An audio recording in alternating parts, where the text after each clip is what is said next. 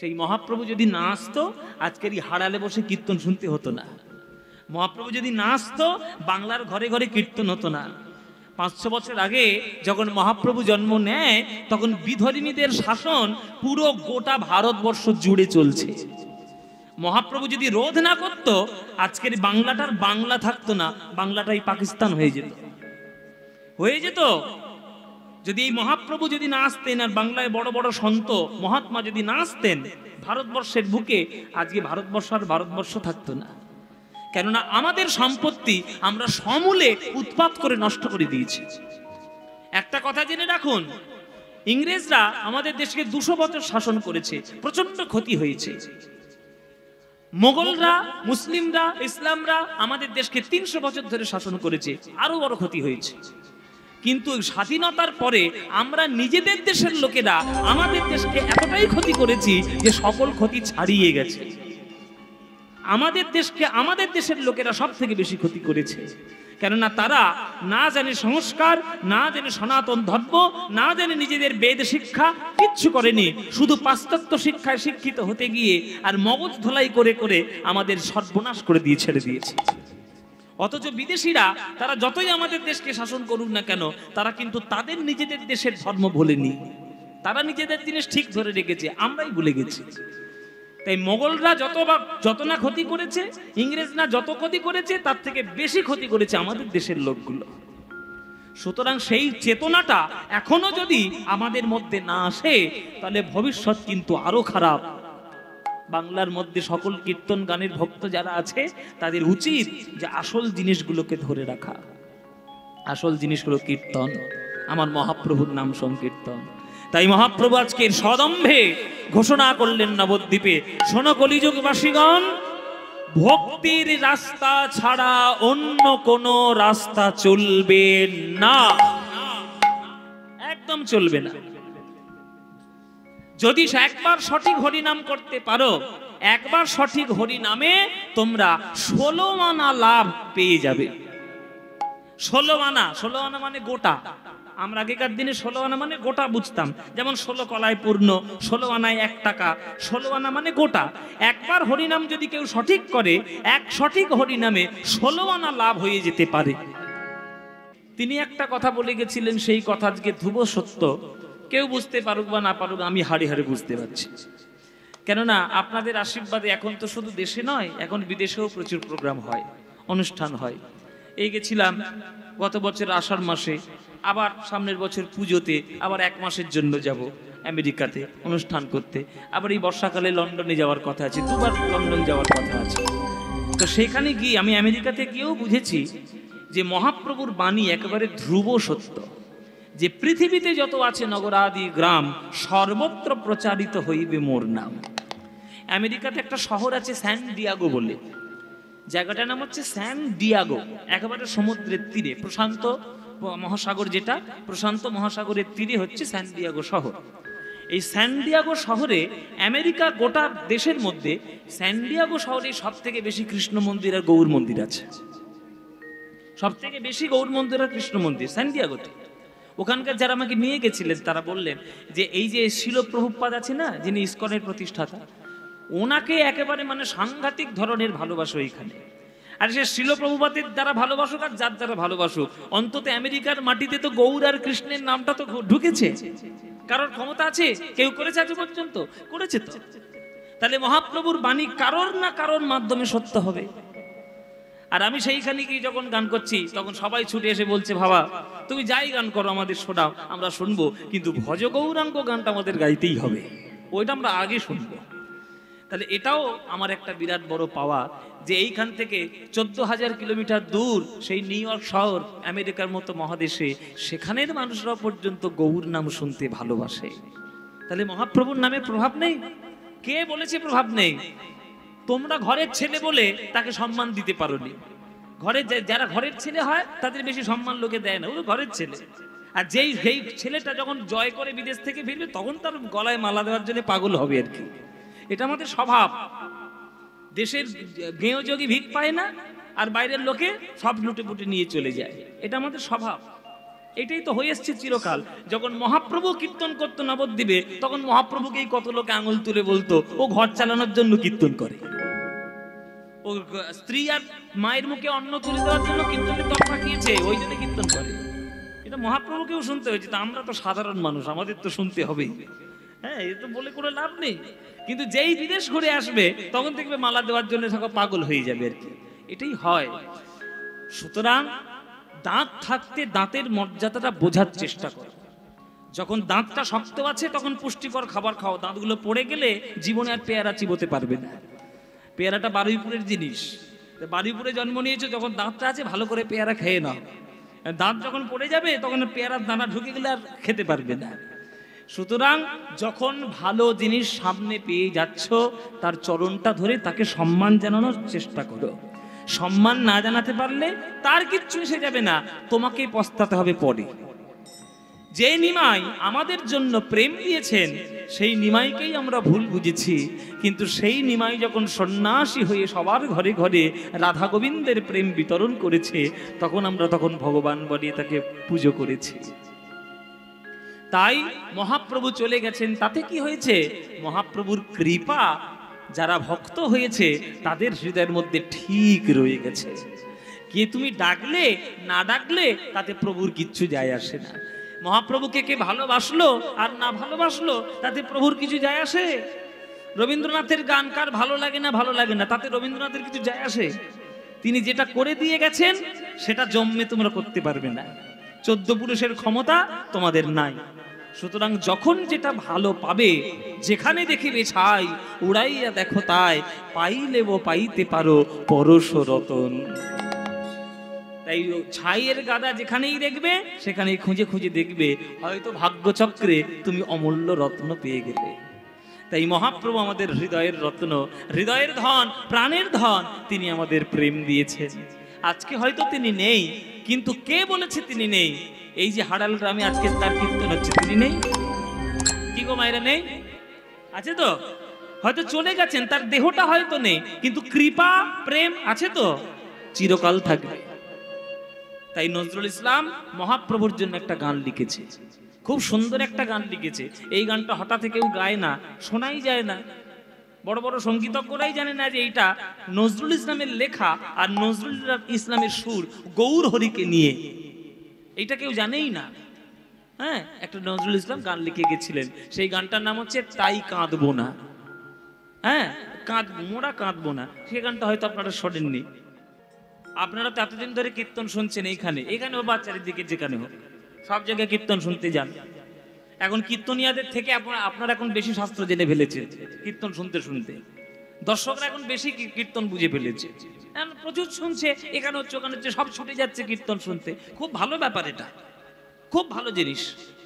তা আপনারা এতদিন ধরে কীর্তন শুনছেন, বলুন যে মহাপ্রভুর একজন শিষ্যা আর মহাপ্রভুর একজন শিষ্য, দুজনের নাম বলুন দেখি। শিখি মাইতি, এটা কোথাকার ভক্ত? এ কোত্থেকে মহাপ্রভু শিষ্য হলো? হ্যাঁ বাবা, হ্যাঁ, এটা তো আমি বলবো, রহস্যটা উদ্ঘাটন করব, কিন্তু আমি আপনাদের কাছ থেকে প্রথমে জেনে নিচ্ছি যে মহাপ্রভুর শিষ্যার নাম কি আর মহাপ্রভুর শিষ্যর নাম কি।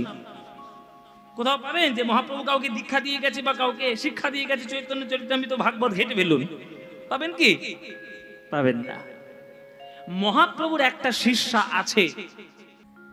মহাপ্রভু নবদ্বীপে থাকাকালীন যেখানে ধুলো দেখতেন সেইখানে গিয়ে গড়াগড়ি দিতে ইচ্ছে করে। যেখানেই ধুলো দেখবে গড়াগড়ি দেয়। নবদ্বীপের লোক বলে পাগল হয়েছে নাকি নিমাই, ধুলোয় গড়াগড়ি দিচ্ছে কেন? একটা বাচ্চা ছেলে না হয় ধুলোয় গড়াগড়ি দেয়, 4 বছর 5 বছরের ছেলে, তারা না হয় ধুলোয় গড়াগড়ি দেয়, তুমি তো একটা পণ্ডিত ছেলে, তুমি গিয়ে ধুলোয় গড়াগড়ি দিচ্ছ কেন? তখন মহাপ্রভু বলছে তোমরা তো ভাগবত পড়োনি, ওই জন্যই এই প্রশ্নটা করছো। ভাগবতে প্রহ্লাদ মহারাজের প্রসঙ্গে একটা শ্লোক লেখা আছে, নৈষাং মতিস্তবদুরক্রমাঙ্গিং স্পৃশ্যতন্নিয় পগময়দর্থ মহিয়সাং পাদরজহোভিষেকং নিষ্কিঞ্চনানং ন বৃণীতে যাবত। এর বাংলা ব্যাখ্যা করেছে নরোত্তম দাস ঠাকুর।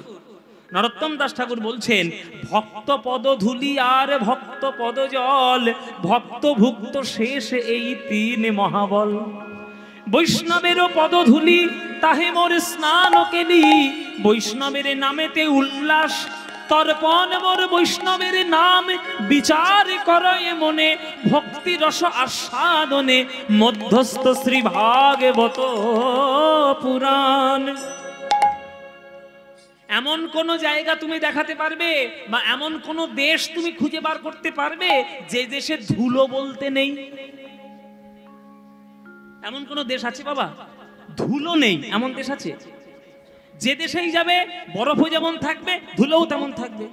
আমেরিকাতে বরফও যেমন আছে আবার ধুলোও তেমন আছে।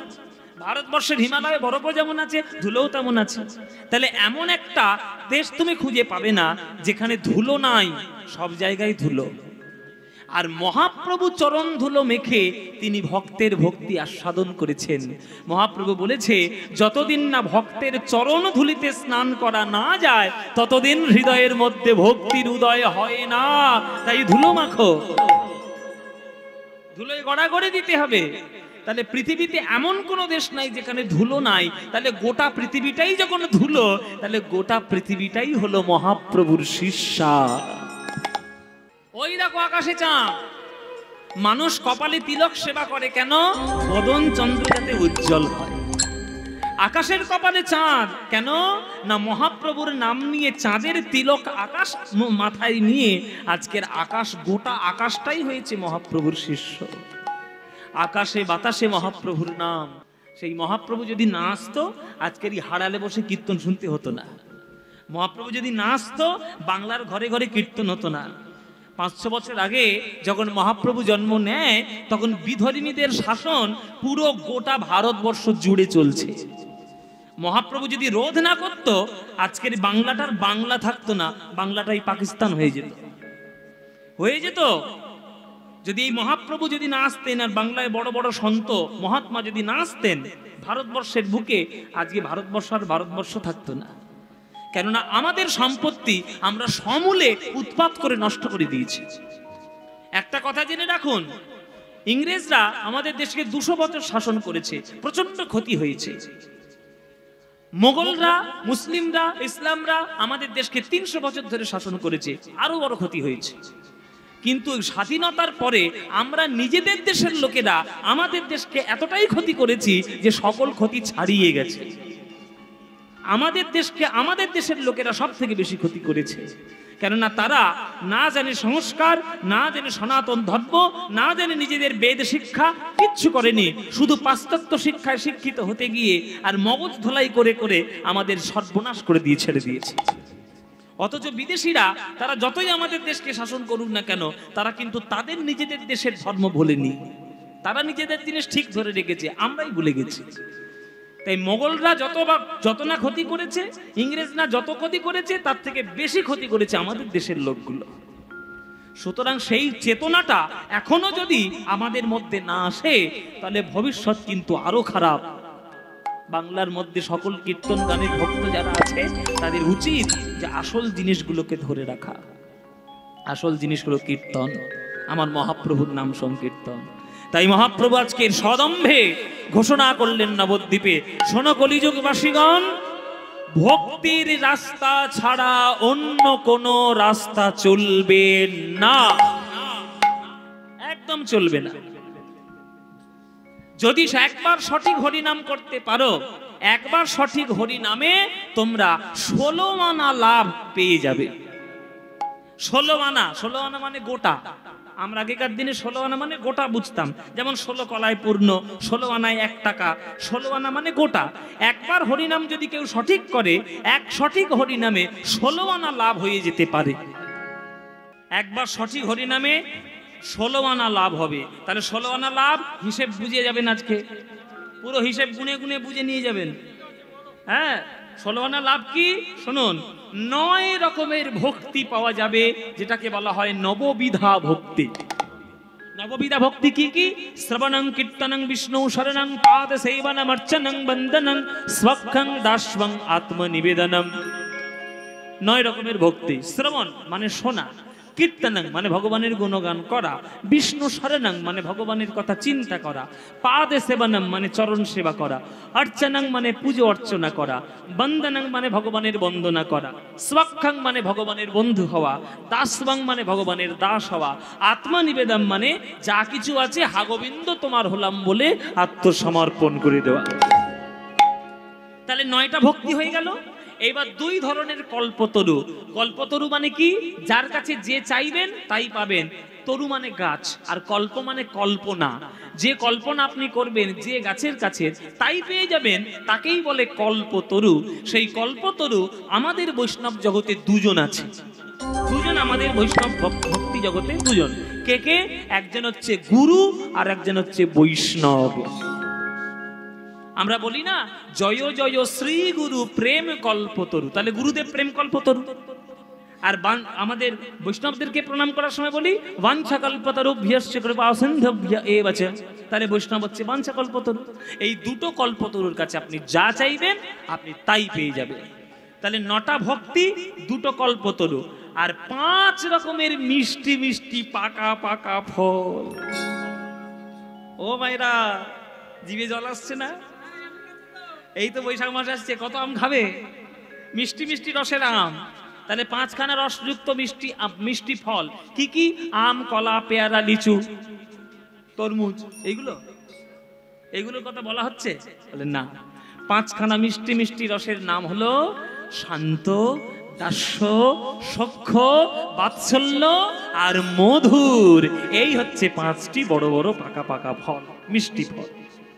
তাহলে একবার সঠিক হরিনামে যদি 9 প্রকারের ভক্তি, 2 প্রকারের কল্পতরু আর 5 রকমের মিষ্টি ফল, তাহলে কত হলো? টোটাল করলে কত হচ্ছে?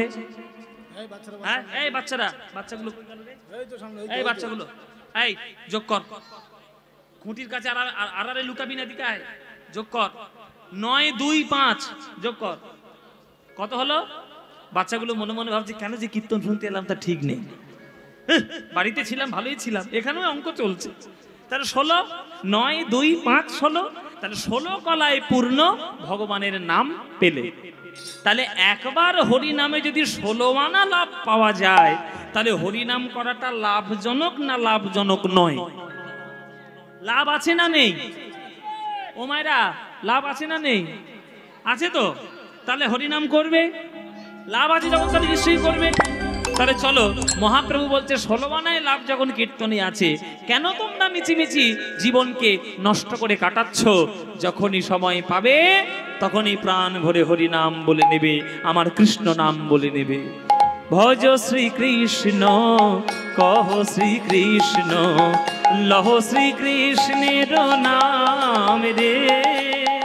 বলো, আনন্দ হয়েছে কি হয়নি? আনন্দ হয়নি? এই আনন্দ কোথাও পাবে? এই আনন্দ পেতে গেলে প্রতি বছর এই হরালে কীর্তন শুনতে আসতে হবে।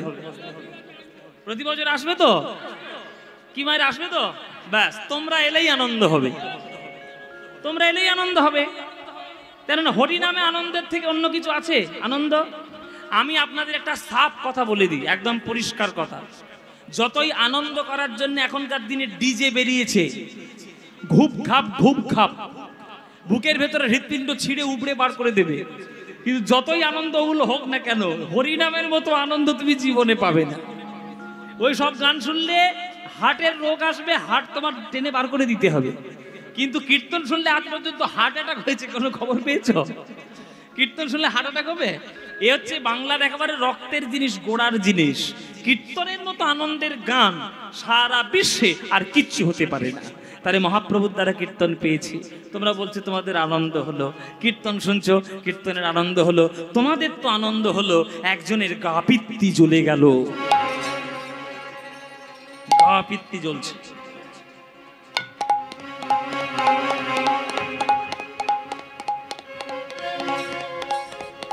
একজনের গা পিত্তি জ্বলে গেল বাবা। কার জ্বলে গেল? আমরা যে যুগে বাস করছি সেই যুগের। কোন যুগে বাস করছি? কলি যুগের গা জ্বলে যাচ্ছে। নিমাই চোখের সামনে জন্মাতে দেখলাম, সে আমাদেরকে সবাইকে ভক্ত করে নিয়ে চলে যাবে। এত বড় ক্ষমতা হয়েছে নিমায়ের। গাল টিপলে দুধ বেরোয়, চোখের সামনে জন্মাতে দেখেছি, সেই নিমাই আমাদের সঙ্গে যুদ্ধ করবে? কলিযুগের ভীষণ রাগ হচ্ছে যে মহাপ্রভু কেন সবাইকে ভক্ত করে নিয়ে চলে যাচ্ছে, কেন ভক্ত করে নিয়ে চলে যাচ্ছে? নিমাইকে আমি দেখে নেব, নিমাইকে একবারে দেখে নেব। আমার নাম হচ্ছে কলি, চারিদিকে শুধু নরকের রাস্তা করে রেখে দিয়েছি। হ্যাঁ, জলে বাস করে কুমিরের সঙ্গে লড়াই, দাঁড়াও তোমার ব্যবস্থা করছি। ও মায়েরা, দেখবে কিছু কিছু লোক রেগে গেলে খুব কাঁপে, থরথর করে রেগে কাঁপছে, থরথর করে। কলিযুগও রেগে থরথর করে কাঁপছে। তাহলে নিমাইয়ের এত বড় ক্ষমতা সবাইকে হরিনাম করাবে? সবাই যাতে নরকে যায় তার জন্য প্রত্যেক দিন আমি চ্যানেলগুলোতে সিরিয়াল তৈরি করেছি, যাতে নরকে যাও। প্রত্যেক দিন যাতে নরকে যেতে পারো তার জন্য ফেসবুকের ব্যবস্থা করে দিয়েছি। হ্যাঁ, যদি প্রত্যেক দিন তোমরা নরকে যেতে পারো তার জন্য কাঁচা বাদাম ভাজা বাদাম গান করে রেখে দিয়েছি। আর তুমি ওই সবগুলো শুনবে না, তুমি আসরে বসে বসে সে হরিনাম হরিবল হরিবল করবে। তোমার দেখাচ্ছি দাঁড়া, এই বলে কলিযুগ ছুটে আসছে, নিমার সঙ্গে যুদ্ধ করবে। এবার কলিযুগ ভয়ঙ্কর, কিন্তু হ্যাঁ সাংঘাতিক অস্ত্র আছে তার, সেই অস্ত্র দিয়ে যুদ্ধ করছে। অধর্মের ঐরাবতে আর কুমতি ইন্দ্রাণীর সাথে, অধর্মের ঐরাবতে কুমতি ইন্দ্রাণীর সাথে সসৈন্যেতে সাজিয়া আসিল গো, সসৈন্যেতে সাজিয়া আসিল, সসৈন্যেতে সাজিয়া আসিল গো, সসৈন্যেতে সাজিয়া আসিল। হরি বল মায়েরা। ইন্দ্রের একটা হাতি ছিল, তার নাম ঐরাবত, তার 5খানা সুর। সেই হাতি যেমন ছিল তেমনি কলিযুগের একটা হাতি হচ্ছে অধর্ম। কলিযুগে যারা জন্মগ্রহণ করবে তাদের স্বাভাবিক বৈশিষ্ট্য হবে যে তারা ধর্ম থেকে দূরে থাকবে। আপনি বলেও কিছু করতে পারবেন না, আপনি তাদের যতই উপদেশ দিন তারা শুনবে না। এই যে চারিদিকে দেখছেন না কলির রাস্তা, রাস্তাঘাটে চুপচাপ বদমাইশি করছে, ওগুলো করবে, কিছু করার নেই। আপনি যতই সাধু পুরুষ হন ওদেরকে বাঁচানো যাবে না, কারণ ওরা জন্ম নিয়েছে নষ্ট হওয়ার জন্যে। অনেকে জন্ম নেয় নষ্ট হওয়ার। আগাছা কেন জন্ম নেয়? আগাছা কেউ রাখে জঙ্গলে বা বাগানে? কেউ আগাছা রাখে? কি করে বাবা আগাছাগুলো? কেটে উড়ে ফেলে দেয়। তো কিছু মানুষ জগতে এসছে আগাছা, তারা জগতের অক্সিজেন নষ্ট করছে, অন্ন নষ্ট করছে, আর জগতের জঞ্জাল করছে। তাদেরও উপরে ফেলতে হবে, উপরে ফেলবে। এটা আমাদের ফেলতে হবে না, যুগ ঠিক ফেলবে, কারোর কিছু করার নেই। কেননা কলিযুগে জন্ম নেওয়া মানেই অধর্ম তারা করবে, এটা 100% সত্যি। এটাই হচ্ছে কলিযুগের হাতি, এটাতে করেই চেপে এসেছে।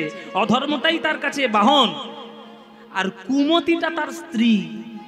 সবসময় মানুষের মধ্যে কু গাইছে, কার সর্বনাশ করবো কি করে, ও পথে বসবে কি করে, ওর ঘরে একটু আগুন লাগাবো কি করে, ওর ছেলেটা যাতে নষ্ট হয় সেইটা করবো কি করে, মেয়েটা যাতে নষ্ট হয় তার সেই ব্যবস্থা করবো কি করে। সব সময় আমাদের মাথার মধ্যে কুবুদ্ধি সবসময় ঘোরাফেরা করছে।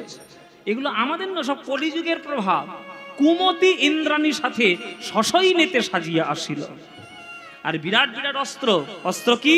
কাম মেঘ বরিশনে ক্রোধ বজ্র নিক্ষেপণে, কাম মেঘ বরিশনে ক্রোধ বজ্র নিক্ষেপণে, লোকের হইল বড় ডর গো, লোভ মোহ শিলাঘাতে আর মাদসরে জাদি ঝঞ্ঝাবাতে, লোভ মোহ শিলাঘাতে মাৎসজাদি ঝঞ্ঝাবাতে, ধৈর্য ধর্ম উড়ে নিরন্তর, কাম ক্রোধ লোভ মোহ মদ মাৎসর্য হিংসা বিদ্বেষ জাল জুয়া চুরি সব কলিযুগের বিরাট বিরাট অস্ত্র। সব সময় আপনারা জেনে থাকবেন যে শাস্ত্র পুরাণ পড়ুন আর সিনেমা দেখুন, নায়কের থেকে ভিলেন সব সময় শক্তিশালী হয়। নায়কের থেকে ভিলেন সব সময় শক্তিশালী। মহাপ্রভু একটাই অস্ত্র দিচ্ছে, হরিনাম। আর কলিযুগ কত অস্ত্র দিয়ে যুদ্ধ করতে আসছে, কিন্তু কোনোটাই কোনো কাজ করবে না। কেননা অসত্য যতই বড় হোক না কেন, সত্যের একটা দেশলাই কাঠিতেই সব শেষ। কি বাবা, মোমের পাহাড়, মোম দিয়ে পাহাড় তৈরি হয়েছে, বিরাট বড় পাহাড়, সে যত বড়ই পাহাড় হোক না কেন, একটা দেশলাই কাঠি মেরে দাও সব গলে গিয়ে চলে যাবে। তেমনি অসত্য যতই শক্তিশালী হোক না কেন, মহাপ্রভুর সত্যের কাছে তাদের কোনো স্থান নেই।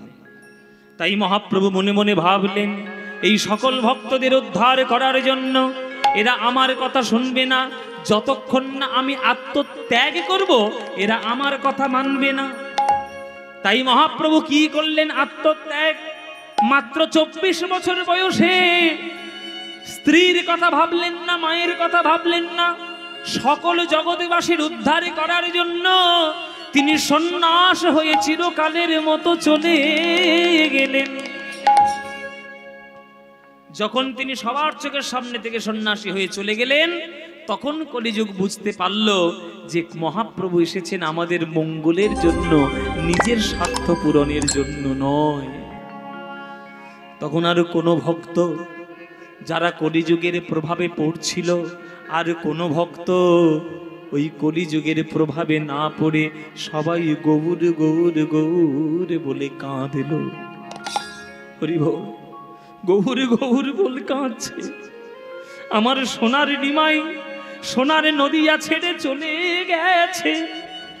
এই সোনার নিমাইকে যদি ডাকতে না পারি তাহলে মানব জীবন ধন্য হবে না, বাঙালি জাতিতে জন্ম নিয়ে জন্ম আমাদের সার্থক হবে না।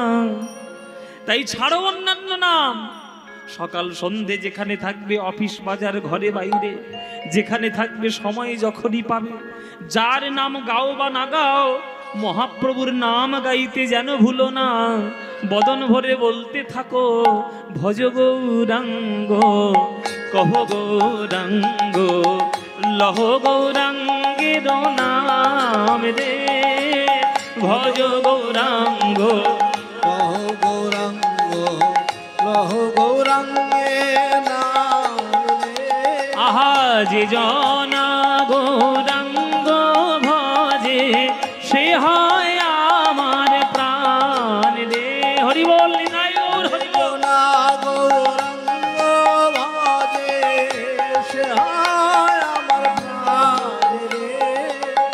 ওগো দিন গেলে হা গৌরাঙ্গ, যে বলে একবার রে, দিন গেলে হা গৌরাঙ্গ, যে বলে একবার রে। তত্ত্ব এখানেও আছে, তত্ত্ব এখানেও আছে। এখানে কথা বলা হলো দিন গেলে। দিন মানে কি? দিনটা জেনে নিতে হবে। দিন মানে কি? তত্ত্বের দিক। প্রভাত বেলা কোনটা জানো? যখন মাতৃ জঠর থেকে জন্ম নিলাম, ওইটাই আমাদের প্রভাত। সকালবেলা কোনটা? যখন বালক ছিলাম, কিশোর ছিলাম। দুপুর বেলা কোনটা? যখন যৌবনে পদার্পণ করলাম। বিকেল বেলা কোনটা? 50, 55, 60 হয়ে যাচ্ছে। সন্ধ্যাবেলা কোনটা? মানে বৃদ্ধ আর বৃদ্ধা হলাম। রাত মানে কোনটা? রাত মানেই তো মৃত্যুর কোলে ঢলে যাওয়া। তাহলে সারাদিন আমরা সংসারের জন্য কাজ করলাম, ভগবানের নাম জীবনে গাইলাম না। কিন্তু কেউ যদি সন্ধ্যাবেলায় এসে, মানে অন্তত বৃদ্ধ বয়সে এসে, সারা জীবনের সারা দিনের সকল কথা ভুলে গিয়ে যদি দিনের শেষে দিন গেলে হা গৌরাঙ্গ, যে বলে একবার রে, দিন গেলে হা গৌরাঙ্গ, যে বলে একবার রে। সেই জন আমার হয়, আমি হই তার রে। সেই জন আমার হয়, আমি হই তার রে। আহা ভজ গৌরাঙ্গ কহ গৌরাঙ্গ। উলুধ্বনি। কহ গৌরাঙ্গের নাম রে, ভজ গৌরাঙ্গ, কহ গৌরাঙ্গ, কহ গৌরাঙ্গের নাম রে। আহা যে জনা গৌরাঙ্গ ভজে, হরি বল হরি হরি বল হরি হরি বল। রে রে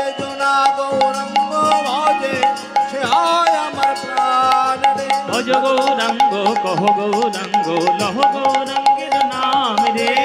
ভজ গৌরাঙ্গ কহ গৌরাঙ্গ লহ গৌরাঙ্গের নাম রে।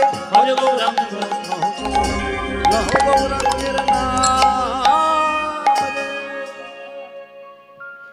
তাহলে মহাপ্রভুর নাম যখন নিল, সকল কলিযুগে ভক্তরা যখন মহাপ্রভু গৌর গৌর বলে ডাকলো, সকল কলিযুগের প্রভাব থেকে তারা মুক্ত হতে শুরু করলো। তখন সবাইয়ের মতো কলিযুগ এসে আজকের মহাপ্রভুর চরণ ধরেছে যে হে প্রভু, আমার নাম হলো কলি, আমার ধর্ম হলো লোককে অধর্মের পথে নিয়ে যাওয়া, কিন্তু তুমি যদি সবাইকে এইভাবে ভক্ত করে নিয়ে চলে যাও, তাহলে আমি কেমন করে আমার রাজত্ব করব? কেন কলিযুগ বাবা, ভাগবত অনুসারে কলিযুগের বয়স হচ্ছে 4,32,000 বছর। ভাগবত বলছে 4,32,000 বছর শুধু কলিযুগের আয়ু, সবে 5,000 বছর গেছে, এখনো 4,27,000 বছর বাকি আছে। তাহলে এত বছরগুলো যে বাকি আছে, আমি কাদেরকে নিয়ে কাটাবো তুমি যদি সবাইকে ভক্ত করে নিয়ে চলে যাও?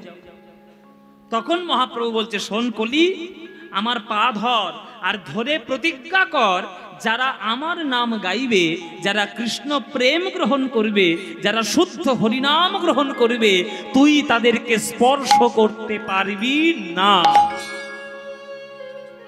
আর এই সমস্ত রাস্তা ছেড়ে অন্য রাস্তা যে ধরবে, সেই তোর রাজত্বের মধ্যে চলে যাবে, সে তোর প্রজা হবে। তাই মায়েরা, সঠিক গুরুপাদ পদ্ম আশ্রয় করে যদি সঠিক হরিনাম গ্রহণ করে যদি সঠিক গৌর প্রেম গ্রহণ করতে পারো বাবা, তাহলে কলিযুগের কোনো প্রভাব তোমার মধ্যে পড়বে না। আর যত ফেসবুক করবে, আর যত কাঁচা বাদাম ভাজা ছোলা এসব গানগুলো শুনবে, ওই তত তোমাদের সর্বনাশ হবে। এবার তোমরা কি করবে তোমরা বুঝে নাও। গানের মধ্যে এখন যে অবস্থা, যত অশ্লীল কথা দিয়ে গান করবে, গান তত হিট। আর সেই গান শোনার জন্য একেবারে মৌমাছির মতো, মাছির মতো কি ভন ভন ভন ভন করবে। জেনে রাখবে, বিরিয়ানির দোকানে বেশি ভিড় হয়, কিন্তু বিরিয়ানি কোনোদিন স্বাস্থ্যকর খাবার নয়। জীবনে কোনো ডাক্তার তোমাকে ভালো স্বাস্থ্য রাখার জন্য বলবে না যে তুমি রোজ বিরিয়ানি খাও, জীবনে বলবে? কোন ডাক্তার বলবে? হ্যাঁ, কি সুন্দর খেতে, খেয়ে মর না। এখনো মরিসনি? মরেনি এখনো? কি সুন্দর খেতে, আরে কি ভালো তো খেতে, মুখরোচক খাবার। মুখরোচক খাবার যত খাবে, স্বাস্থ্যের তত অবনতি ঘটবে। ভালো স্বাস্থ্য যদি রাখতে চাও, তাহলে ডাক্তার প্রেসক্রিপশনে লিখে দেবে বিরিয়ানি বাদ দাও, ডাল ভাত খাও, সবজি খাও, ফল খাও, ভালো ভালো খাবার খাও, তবে স্বাস্থ্য ভালো থাকবে। মাঝে মাঝে খাবি? এইখানে গঙ্গা কোথায় আছে বলো দেখি, একে ডুবিয়ে মারি খানিকটা, তাহলে মাঝে মাঝে খাবো। বাবা, এক বিরাট বড় কলসির মধ্যে যদি 1 ফোঁটা চোনা দাও, তাহলে কি হবে? পুরো দুধটাই কেটে যাবে। ওই মাঝখানে একদিনের জন্য যদি খাও, তোমার সব শেষ। সুতরাং এইটাই হচ্ছে আমাদের স্বভাব বাবা। যেখানে উল্টো পাল্টা গান, যেখানে রুচিহীন গান, সেখানে দেখবেন মাছির মতো সব গিয়ে বন বন বন বন করছে। আর যেখানে ভালো গান, যেখানে শাস্ত্রীয় সঙ্গীত রয়েছে, যেখানে পদাবলী রয়েছে, যেখানে সাহিত্য রয়েছে, যেখানে সঠিক শাস্ত্র রয়েছে, সেসব গান কেউ শুনতে যাবে না। এই হচ্ছে আমাদের স্বভাব। এবার আপনাদের ব্যাপার, আপনারা মাছি হবেন না মৌমাছি হবেন, আপনাদের ব্যাপার। মাছি চারিদিকে ওড়ে, মৌমাছি একটা জায়গায় ওড়ে। কোনটার উপর ওড়ে? মৌমাছি কেবলমাত্র ফুলের উপরে ওড়ে। সঠিক কীর্তন হচ্ছে ফুল বাবা। মৌমাছি যদি হতে পারো, তবেই কীর্তনের মধু পাবে, নইল এই মাছির মতো সারা জীবন ভন ভন করে উড়ে বেড়াতে হবে। তাই মহাপ্রভুর রাস্তা যে ধরবে, সে কলিযুগের প্রভাবের বাইরে থাকবে। এই কথাটা যখন কলিযুগ মহাপ্রভুর পায়ে হাত দিয়ে কথা দিল যে প্রভু আমি তোমার পায়ে হাত দিয়ে কথা দিলাম, যেবা তব গুণ গায় মোরে তার নাহি দায়, এই সত্য করিনু নিশ্চয়। তোমার চরণ ধরে প্রতিজ্ঞা করলাম যে তোমার নাম যে গাইবে, শুদ্ধ হরি নাম যে করবে, সঠিক কৃষ্ণ প্রেম যে গ্রহণ করবে, আমি তাকে কোনোদিন স্পর্শ করব না। কিন্তু কৃষ্ণ প্রেম গ্রহণ ছাড়া যে অন্য রাস্তায় যে হাঁটবে, সে আমার কলিযুগের রাস্তায় আসবে। এইটা যখন পায়ে হাত ধরে প্রতিজ্ঞা করলো, আমার মহাপ্রভু তো দয়াময়, তার কাছে পাপীও যেমন সমান, পুণ্যবানও তেমন সমান। তখন কলিযুগকে আশীর্বাদ করলো মহাপ্রভু। প্রভু তারে দয়া কইল, তারে ধন্য কলি নাম দিল। হরি বল হরি বল। প্রভু তারে দয়া কইল, ধন্য কলি নাম দিল। অদ্যপিহ ঘোষয়ে সংসার গো, শ্রী চৈতন্য দাসে বলে, গিরি গোবর্ধন লীলার ছলে। শ্রী চৈতন্য দাসে বলে, গিরি গোবর্ধন লীলার ছলে। যুগে যুগে জগত উদ্ধার গো, সেই কলিযুগ ধন্য, কলিযুগ ধন্য, সেই কলিযুগ ধন্য। কলিযুগ ধন্য। ওগো অবতীর্ণ শ্রী চৈতন্য কলিযুগ ধন্য। হেথায় অবতীর্ণ শ্রী চৈতন্য কলিযুগ ধন্য। হেথায় অবতীর্ণ শ্রী চৈতন্য কলিযুগ ধন্য। অবতীর্ণ শ্রী চৈতন্য কলিযুগ ধন্য। অবতীর্ণ শ্রী চৈতন্য হরি নামে করাই ধন্য। অবতীর্ণ শ্রী চৈতন্য হরি বলে হরি বল। অবতীর্ণ শ্রী চৈতন্য হরি নামে করাই ধন্য। অবতীর্ণ শ্রী চৈতন্য হরি নামে করাই ধন্য। অবতীর্ণ শ্রী চৈতন্য হরি নামে করাই ধন্য। ও সেই কলিযুগ ধন্য। যুগে যুগে জগত উদ্ধার গো, যুগে যুগে জগত উদ্ধার গো। ও যুগে যুগে জগত উদ্ধার গো। ও যুগে যুগে জগত উদ্ধার গো। ও যুগে যুগে জগত উদ্ধার গো। ও যুগে যুগে জগত উদ্ধার গো। ও যুগে যুগে হরি বল হরি বল হরি বল। যুগে যুগে জগত উদ্ধার গো। যুগে যুগে জগত উদ্ধার গো। ও ও জগত উদ্ধার। গৌরচন্দ্রিকার সাধন হলো। মাধ্যমিক পরীক্ষা হয়ে গেল, এবার উচ্চ মাধ্যমিক দিতে যাব। চলুন এবার বৃন্দাবনে গিয়ে লীলা আস্বাদন করব। আজকের কি লীলা আস্বাদন করব? আজকের লীলার নাম হচ্ছে ইন্দ্রপতন। ইন্দ্রপতন, এই লীলাটি আজকে আমরা সাধন করব। ইন্দ্রের অহংকার আমার কৃষ্ণ, আমার গোবিন্দ কেমন করে দূর করেছিলেন, তাকে পতন কিভাবে করেছিলেন, আজকের আমরা আস্বাদন করব বৃন্দাবনে গিয়ে। চলো বৃন্দাবনে গিয়ে ইন্দ্রপতন লীলা আমরা আস্বাদন করি। চলো সবাই মিলে বৃন্দাবনে যাই। বৃন্দাবনে গিয়ে কৃষ্ণ লীলা দর্শন করব। চলো, কারা কারা বৃন্দাবনে গেছো হাত তোলো। বৃন্দাবন কারা গেছো? প্রায় সবাই গেছে রে। বাবা, বেশ মোটামুটি সবাই হাত তুলছে, মানে সবাই গিয়েছে বৃন্দাবন। ও মাইরা, বৃন্দাবনে ঢুকলে কি বলতে হয়? হ্যাঁ, সে কি কৃষ্ণ কৃষ্ণ বললে হবে না? যদি হরি বলি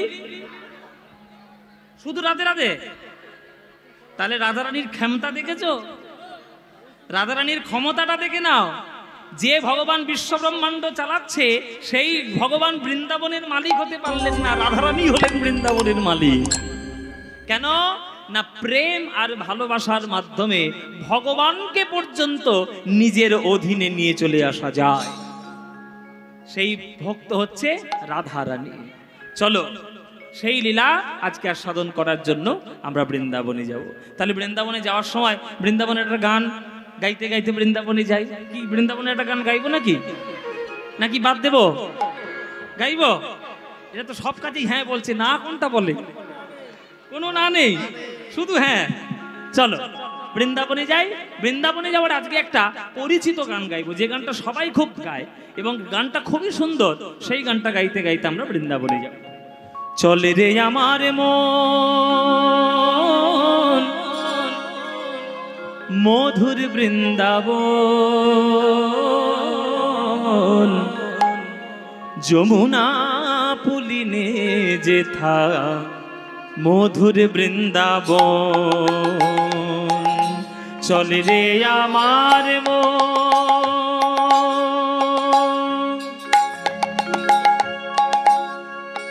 ওরে মনরে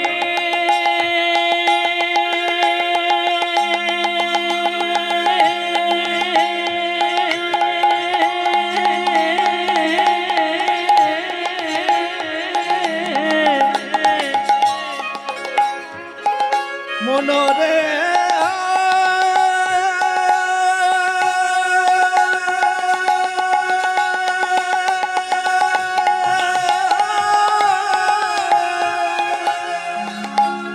ওরে মনরে মনরে মনরে চলো রে বৃন্দাবন,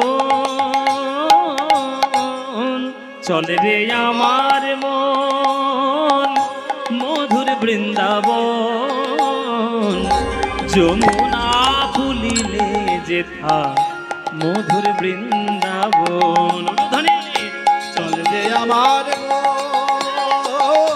মধুর বৃন্দাবন,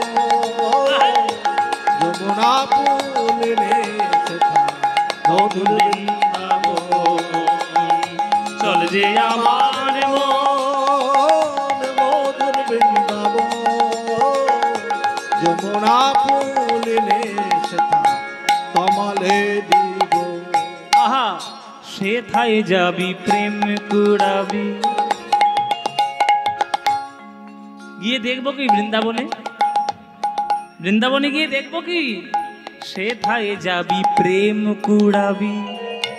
প্রেম প্রেম, বৃন্দাবন মানে তো প্রেম। পানি সামাগারে সারে নেশা ধানি পাদা গামা পা, সেথায় যাবি প্রেম কুড়াবি। মামা গারে পামা গামা গারে গামা পামা গামা গারে গামা রে সানে সারে রে সারে দাসানে পানি দা মাধা পামা গামা পা, মাধা পামা গামা পা, মাধা পামা গামা পা, সেথায় যাবি প্রেম কুড়াবি। এসব শাস্ত্রীয় সঙ্গীতের অভ্যাস বাবা। ভিত শক্ত না হলে উপরের বিল্ডিং ভালো উঠবে না। গান বাজনার ভিড় হচ্ছে শাস্ত্রীয় সঙ্গীত। শাস্ত্রীয় সঙ্গীত শিক্ষা না করে কোনো গান হবে না, কোনো গান হবে না। এখনকার দিনে সব বড় বড় ওস্তাদ হয়েছে, পণ্ডিত হয়েছে, আস্তে বড় বড় ওস্তাদ পণ্ডিত, তারা শুধু গান বাজনা করেই যাচ্ছে, শুধু চিৎকারপূর্ণ গান। আর শাস্ত্রীয় সঙ্গীতের আসরে দেখবেন 50টা লোকও বসে থাকে না। কিন্তু ভারতবর্ষের যিনি গর্ব, ভারতবর্ষের যিনি রত্ন, তার নাম হচ্ছে ভারত রত্ন লতা মঙ্গেশকর। নাম শুনেছেন লতা মঙ্গেশকরের? ওরে বাবা, লতা মঙ্গেশকরের নাম শুনবো না? কে না শোনে তার নাম? এই যে লতা মঙ্গেশকর আমাদের ভারতবর্ষের রত্ন, তার প্রত্যেকটা ইন্টারভিউতে আপনি দেখবেন, ইউটিউবে রয়েছে, প্রত্যেকটা ইন্টারভিউতে তিনি বার বলেছেন যাই গান গাও, প্রত্যেকটি গান গাইতে গেলে, যে কোনো ধরনের গান গাইতে গেলে আগে শাস্ত্রীয় সঙ্গীতের অভ্যাস চাই। সারা জীবন তিনি তানপুরা ধরে ধরে রেওয়াজ করেছেন। আর এখনকার দিনে তো তানপুরা কেউ ধরেই না। কি করে তানপুরা ধরতে হয় সেটাই জানে না, তানপুরার তারগুলোর নাম কি তাই জানে না, কি ছন্দে বাজে তাই জানে না, গান করতে এসছে। অশিক্ষা দিয়ে হয়তো দুদিনের জন্য মনোরঞ্জন করা যায়, কিন্তু কোনোদিন স্থায়ীভাবে বিল্ডিংকে আটকে রাখা যায় না।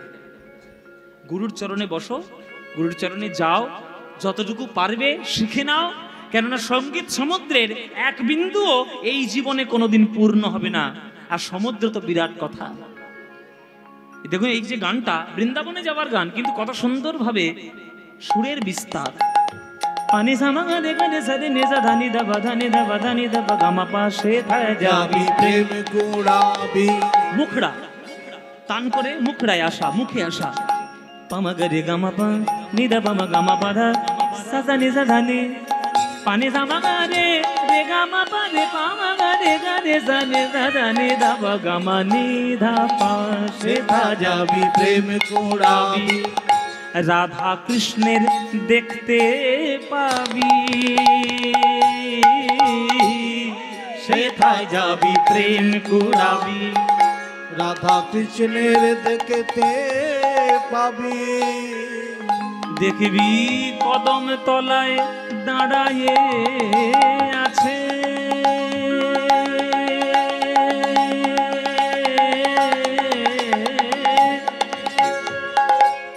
ও মায়েরা,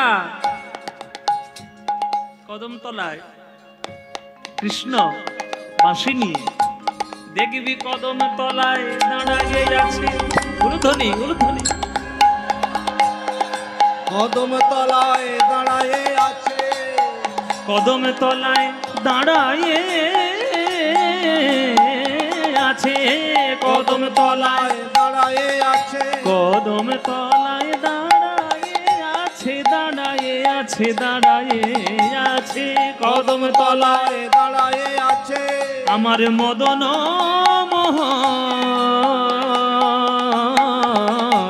মোহন কদম তলায় দাঁড়ায়ে আছে আমার মদন মোহন যমুনা পুলিনে যেথা তোমারে দিব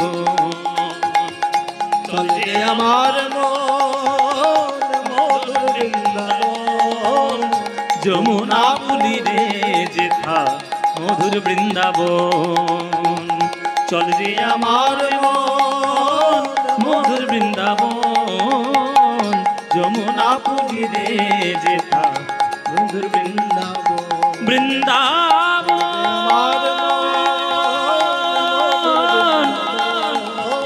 বৃন্দাবন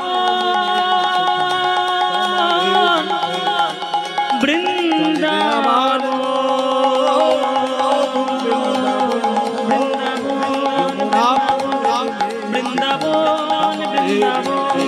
বৃন্দাবন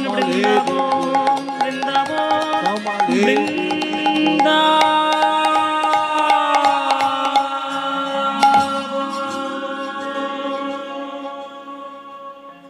সবাই বলো বৃন্দাবন ধাম কি বৃন্দাবন ধাম কি বৃন্দাবন ধাম কি শ্রীমতী রাধা রানী কি श्रीमती राधा रानी की श्रीमती राधा रानी की बोलो प्रेम से राधे राधे बोलो राधे राधे बोलो राधे राधे वृंदावनं सखी भुववितनोति कीर्तिं यदि देवकी सुत पदाम्बुजलब्धलक्ष्मी गोविंद वेणुमनमत्त मयूर नृत्यं प्रेक्षादि सान्य परतान्य समस्त सत्वम्।